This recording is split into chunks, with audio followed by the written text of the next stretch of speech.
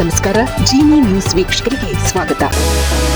ಕಲಬುರಗಿ ಜಿಲ್ಲೆಯ ಯಡ್ರಾಮಿ ತಾಲೂಕಿನ ಐತಿಹಾಸಿಕ ಕಡಕೋಳ ಮಡಿವಾಳೇಶ್ವರ ಜಾತ್ರಾ ಮಹೋತ್ಸವದಲ್ಲಿ ಅನಿರೀಕ್ಷಿತ ಅವಘಡವೊಂದು ಸಂಭವಿಸಿದೆ. ಬುಧವಾರ ನಡೆದ ರಥೋತ್ಸವದ ಪ್ರಮುಖ ಭಾಗವಾದ ಚಕ್ರದ ಅಚ್ಚು ಮುರಿದು ಬಿದ್ದ ಪರಿಣಾಮ ಜಾತ್ರಾ ಮಹೋತ್ಸವದ ರಥೋತ್ಸವವು ಪ್ರಾರಂಭವಾದ ಕೆಲವೇ ಕ್ಷಣಗಳಲ್ಲಿ ಅರ್ಧಕ್ಕೆ ಮೊಟಕುಗೊಂಡಿದೆ.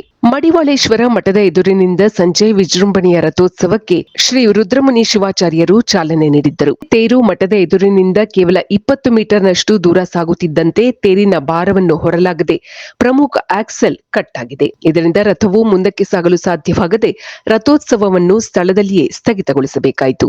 ರಥದ ಆಕ್ಸೆಲ್ ಮುರಿದ ಕೂಡಲೇ ಅನಾಹುತವಾಗುವ ಸಾಧ್ಯತೆ ಇದ್ದುದರಿಂದ ಸ್ಥಳದಲ್ಲಿದ್ದ ಪೊಲೀಸ್ ಸಿಬ್ಬಂದಿ ತಕ್ಷಣವೇ ಎಚ್ಚೆತ್ತುಕೊಂಡಿದ್ದಾರೆ. ನೂರಾರು ಸಂಖ್ಯೆಯಲ್ಲಿದ್ದ ಭಕ್ತರನ್ನು ತಕ್ಷಣವೇ ರಥದಿಂದ ದೂರ ಕಳಿಸಿದ್ದಾರೆ. ಯಾವುದೇ ರೀತಿಯ ಅಹಿತಕರ ಘಟನೆ ಅಥವಾ ನೂಕುನುಗ್ಗಲು ಸಂಭವಿಸಿದಂತೆ ಪೊಲೀಸರು ಪರಿಸ್ಥಿತಿಯನ್ನು ನಿಯಂತ್ರಣಕ್ಕೆ ತಂದಿದ್ದಾರೆ. ರಥೋತ್ಸವ ಅರ್ಧಕ್ಕೆ ನಿಂತಿದ್ದರಿಂದ ಭಕ್ತರಲ್ಲಿ ಕೊಂಚ ಬೇಸರ ಮೂಡಿದರೂ ಯಾವುದೇ ಪ್ರಾಣಾಪಾಯ ಅಥವಾ ಗಾಯಗಳಾಗದಂತೆ ತಡೆಯಲು ಪೊಲೀಸರು ತೆಗೆದುಕೊಂಡ ಕ್ರಮಕ್ಕೆ ಮೆಚ್ಚುಗೆ ವ್ಯಕ್ತಪಡಿಸಿದ್ದಾರೆ. ಆಕ್ಸೆಲ್ ದುರಸ್ತಿ ಕಾರ್ಯವನ್ನು ಶೀಘ್ರವಾಗಿ ಕೈಗೆತ್ತಿಕೊಂಡು ಮತ್ತೆ ರಥೋತ್ಸವವನ್ನು ನಡೆಸುವುದಾಗಿ ಮಠದ ಆಡಳಿತ ಮಂಡಳಿ ತಿಳಿಸಿದೆ.